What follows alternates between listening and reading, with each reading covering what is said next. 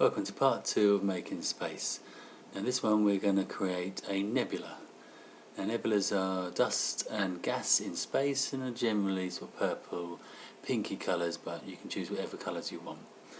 Now first job then we add another layer. Double click and name that Nebula. Like so. Okay that. Now make sure that layer is selected and then create any shape you want. I'm going to change the size of the line to about 12.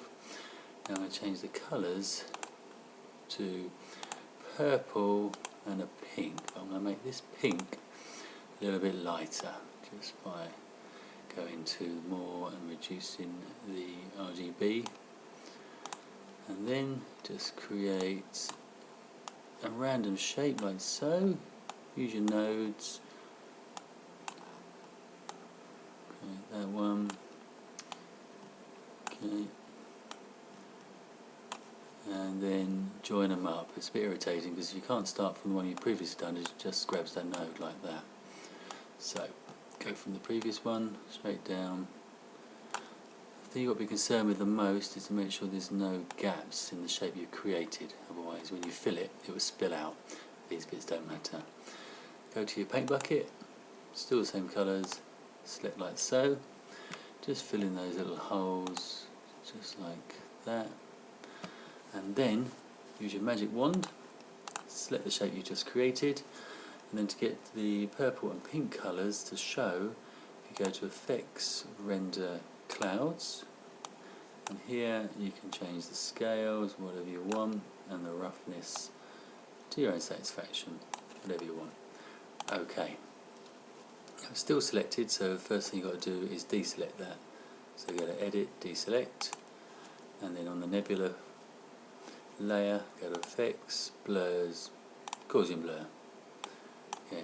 Again, it's up to you how much blur you want to put onto it. I'm going to be happy with 120. OK, and then double click into the layer, and then you can change the blending mode to say Additive. That creates that sort of speckled effect there, the stars coming in behind it. Experiment if you want.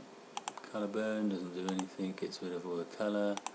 Reflect sort of makes the stars that you created reflect against the white. Overlay. Okay, I want to go with additive myself. And then reduce the opacity. Check in whatever you wish. 118 is fine. OK that. And then if you want to create more, one thing you could do easily enough is just duplicate the layer. So you've got two nebula layers on top of each other, and in the top one I'm going to go to Layers, Flip Horizontally. That'll move it over there. But then I'm going to bring them together. So use your Select tool, select the layer, just drag it across so they overlap a little bit. Now the problem here, go to Edit, Deselect, is that it's got a straight line. You don't want that.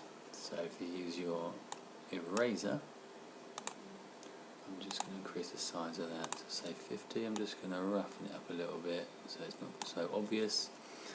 And then to get rid of definite lines, I'm just going to put another blur onto that, just the same one that was done before.